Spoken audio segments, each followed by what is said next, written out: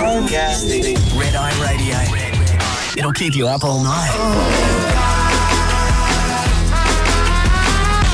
Yeah, they are pumping at the Black Eyed Peas on the Red Eye for Monday mornings. We are live around the country. Toxie with you now. Not long ago, I got a text message during a chat actually with Josh from Tassie, from Daryl Beattie, who's just finished wrapping up the commentary for the MotoGP. I've missed out on all the sport this weekend, so I've got no idea what's going on, but I thought I'd give him a call back when I had the chance, and this is what happened a few minutes ago. I said, "G'day, Daryl, how's things going?" Good, Togsy, good, mate. What's going on in your world? My world. I've just walked out of Channel 10 doing the last round of MotoGP, which was pretty exciting. What happened? Well, for people that don't follow it, last week in Portugal, Nicky Hayden from America led the championship and his teammate took him out, so it pretty much gave Valentino an 8-point lead in the championship. So they went in tonight, everyone thinking, well, Valentino's got it all tied up. Yep. And he crashed earlier in the race, remounted, and finished back in 13th.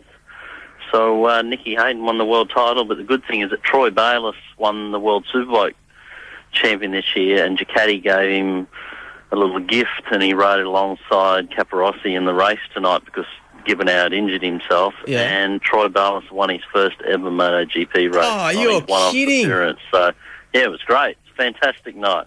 That's just, no one could have predicted that, right? No, not at all. No, the only thing I can predict is I'm going to go and have a beer.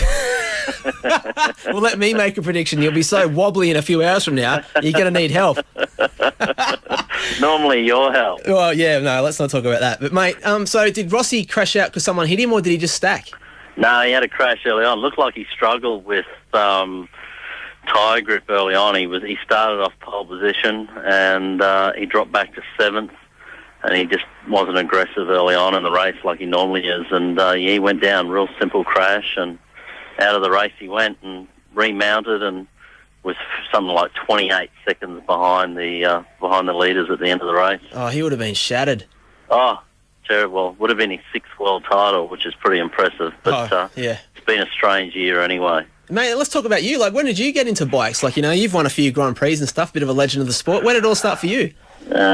Started in 1979. Whoa. I was born in 70, so it started in 79. I won a mini bike on Jackie McDonald's show with Agro. And then I went from there to mini bikes and dirt bikes, and before I knew it, I found myself living in Japan and racing in Europe on the world circuit. Wow, man. Quite a bizarre way to start racing when no one in my family was involved in motorsport. That's an amazing story. Yeah, very different, very different. So I can be different sometimes, I know you can. Look out. Yes, look out indeed. If there's bourbon and Coke around and Daryl Beattie, it's always an interesting mix. I won't reveal any crazy stories, but it's bloody funny. Now, more stuff when we come back with Daryl, of course. He'll stay on the phone, but let's play a song that just celebrates the fast bikes and everything like that. Well done to Troy Bayliss, the Aussie, winning the MotoGP, and, of course, Nicky Hayden from America becoming world champion for the first time. I was a bit spewing because I love Valentino Rossi, but this is a great song from Motley Crue, Kickstart My Heart. More with Daryl Beattie on the Red Eye.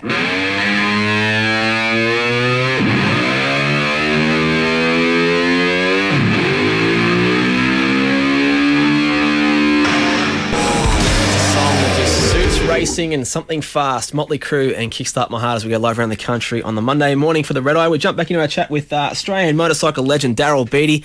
Had to ask him about the difference between the MotoGP and the 500cc bikes that he used to ride, because I've really got no idea. So that's what I asked him about.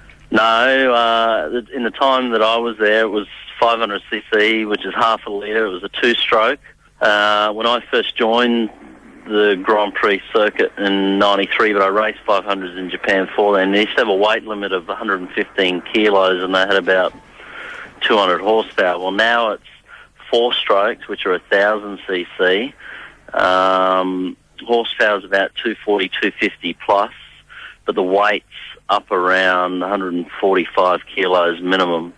So they're a little heavier, but being 4-stroke, a little more predictable, put the power down better, a little more rideable. You see sort of less crashes as far as the rear breaking way or high sides is what we call them. So the 2-strokes are a little more aggressive, but and it changes again next year. They go from 990 this year. It's an end of another era, and next year they go to 800cc to try and slow them down. But I think we'll only slow them down for 3 or 4 races and they'll be back where they are. Jeez, mate. I mean, I wish I could have understood that stuff, but, like, how much quicker do they go, like, in kilometres per hour? Because you were flying back when you were racing. When we were riding, they were about 200 mile an hour. It was about 320. Now they consistently do that, and at some circuits they're around 342, 343. Depends on the circuit. You know, if the straight's long enough, they'll just keep going faster. But wow, around 340 odds about what you see the best out of them now. But yeah, they're impressive. You know, for people that go, obviously that are listening to your show, that go to Phillip Island, realise how quick they are. They're impressive at Phillip Island. I reckon, man. So what's it like when, you know, back when you were doing your thing? I mean, you were racing against all the greats. You know, you're taking on Mick, and you had, like, I guess you were racing with Eddie Lawson and Wayne Rainey and Kevin Schwantz and all those guys, right? Yeah, it was good. It was good. I guess you know, you always look at the time that you're involved in, you know, certain different eras or different part of the championship, and I was lucky in Australia where I grew up at a time where there was a lot of great Australian riders, and back in the late 80s we set the Swan Series here and different events, and I guess I was really lucky to be with those guys, which made me more competitive and a better rider. And then when I went to Europe, I was around at a time when I guess a lot of people remember the Swanses and the Rainies, and it's I guess I was fortunate to be there then, and probably unfortunate in some ways because I was up against tough guys. But, you know, the championship's just as tough now. It's just a whole new young blood of guys there. And how would you explain it, like, if you're on the bike and you're in the middle of a race and you're in a pack and all those dudes are around you? I mean, what's it like to literally sit on that bike? Because you guys, you get so close to the ground with your knees and stuff when you go around those corners. Like, it's just, you'd have to do it to experience it, wouldn't you? Yeah, there's no really way to explain it. It's something, you know, like I said, I'd been mini bike since 9, and then it's like a step by step, and then it's the only time you really realise the speed is when you go away for a couple of months at the end of the year and you get back on, and then the focus and the vision is hard to gather up for sort of 7 or 8 laps till you get your head around it. But it's what you're used to, you know.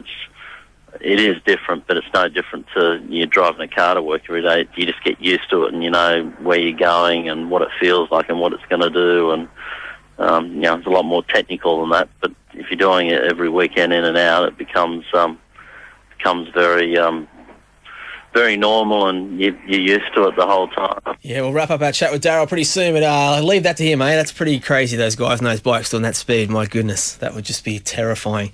This is a great song now from Powderfinger, These Days. More with Daryl Beattie when we come back on the Red Eye. 90.9 CFM. Red Eye Radio. It'll keep you up all night. Rogue Traders out of Melbourne. That's their latest single, In Love Again, as we are live around the country for a Monday morning on the Red Eye. Now, not long ago, I gave Daryl Beattie a call. He's just finished his commentary there at Channel 10 for the MotoGP, and I had to ask him, we just heard some of his stories about how he got started. How's that story too, by the way, about winning a motorbike on Agro's show? That's just unreal. And I wanted to ask him about if you listen to pump-up music during the race. So did you ever, like, use pump-up music before your race, or what sort of music are you into? Went past with lights on, it was going to grab me. What? Police car just went past with the lights on. They were going to grab me. Mate, they've been warned. I'm telling you. They know if you're going out in a drink, it's going to be trouble. I'll do the next interview with you from the jail cell. But, mate, was there any pump-up music you used when you were racing, or what kind of music do you have at home? I know you love all your gay stuff like Wham and... Yeah, thanks for that. They're those ones you burned me. Hey, tell you what I liked this year at the big day out was Wolf Mother. That was great. Oh, they rock, don't they? Yeah, that was awesome. So that's probably my new favourite at the moment. But I go from that sort of stuff to, you know, complete opposite to the oldies. So I like a wide variation, but Wolf Mother's definitely probably my favourite at the moment. Cool, man. So what's up next for you, buddy? You finish you do the super touring cars, whatever they're called, the V8s? The V8s is the next round, yeah. So I'm back in Melbourne this week. I'm going to Derby Day for a bit of a time off, bit of relax. Oh, yeah, and a perv. Then down to Tasmania for... I'll ignore that. And then down to Tasmania for the V8. Right, and then Perth for Red Bull Air Races, and then Bahrain for V8. So busy month. Busy month, and we'll hopefully catch up with you soon, but I haven't seen you in ages, so it'd be good to have a laugh with you. All right, Togsy. Have a great night, and thanks for being on the show, and all the best with everything, Dazza. See you, buddy. Bye-bye. See you, mate. Red Eye Radio. It'll keep you up all night.